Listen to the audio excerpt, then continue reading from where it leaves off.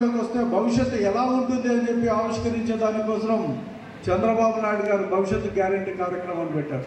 ఆయన ఒక షూరిటీ ఇచ్చారు. ఈరోజు ఆయన ఒక 6 ముఖ్యమైన అంశాలను తీసుకొని ఇవి ప్రజలకు ఉపయోగకరంగా ఉంటాయి అని చెప్పి కూడా ప్రజలకు అందరికీ కూడా ఇవి తీసుకుపోయి తెలియజేసే దానికోసం ఒక కొత్త నూతనంగా ఒక కార్యక్రమాన్ని తీసుకొని భవిష్యత్తు గ్యారెంటీ ప్రోగ్రామ్ను రాష్ట్ర వ్యాప్తంగా చేస్తున్నాం.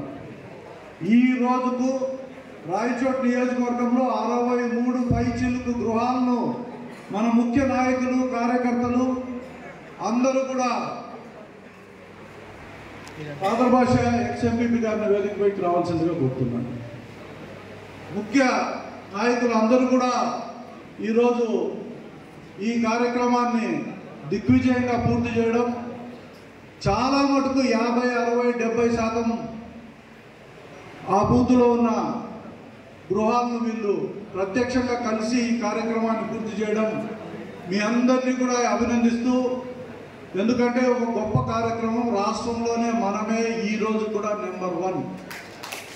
రేపో ఉన్నాడో మనకు ఆ నెంబర్ 1, నెంబర్ 2, నెంబర్ 3 పోవచ్చేమో, కానీ ఇచ్చిన సమయం లోపల చేసిన కార్యక్రమంలో రాయచోట్ నియోజకవర్గం నెంబర్ 1గా నిలిచింది అని చెప్పి కూడా ఈ సందర్భంగా ఇది 90 రోజులకో 100 రోజులకో 120 రోజులకో ఏమన్నా పెంచుతూ పోతా ఉంటే ఎవరన్నా మనకంటే ముందు దాటచ్చు.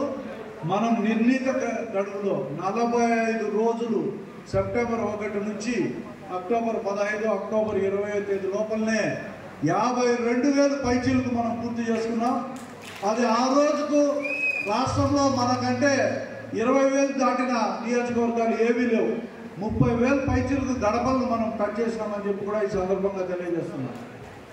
ఇది ఈ నియోజకవర్గంలో కార్యకర్తల విజయం, మీ పనితీరుకు నిదర్శనం. మీరు రాష్ట్రంలోనే మిగతా గ్రామాల్లో అన్నిటికీ ఆదర్శంగా నిలిచారు. మీకు ఇచ్చిన గురుతర బాధ్యతను పూర్తి స్థాయిలో పూర్తి చేశారు. మీ అందరినీ కూడా అభినందిస్తున్నాను. ఈరోజు ముఖ్యంగా ఈ సమావేశం మైనారిటీలకు సంబంధించింది కాబట్టి ముందే మనం అక్కడికి నెల్లిమల్లకు పోవాల్సిన కార్యక్రమాన్ని ఒకవేళ మన కార్యకర్తలకు అందరికీ తెలియజేస్తే మీరు ఏ రకంగా సమాయత్తం అవుతారో కూడా రెడీగా అండి. మరి మైనారిటీల సమావేశం ఈరోజు చాలా ముఖ్యమైనది. ఎందుకంటే తెలుగుదేశం పార్టీ మైనారిటీలను హక్కును చేర్చుకునే ప్రయత్నంలో భాగంగానే పూర్తి స్థాయిలో వాళ్ళందరినీ కూడా దగ్గరికి తీసుకోవాలని చెప్పి ఏ రకమైన కార్యక్రమాలు చేస్తే వాళ్ళందరికీ కూడా ఉపయోగకరంగా ఉంటుంది.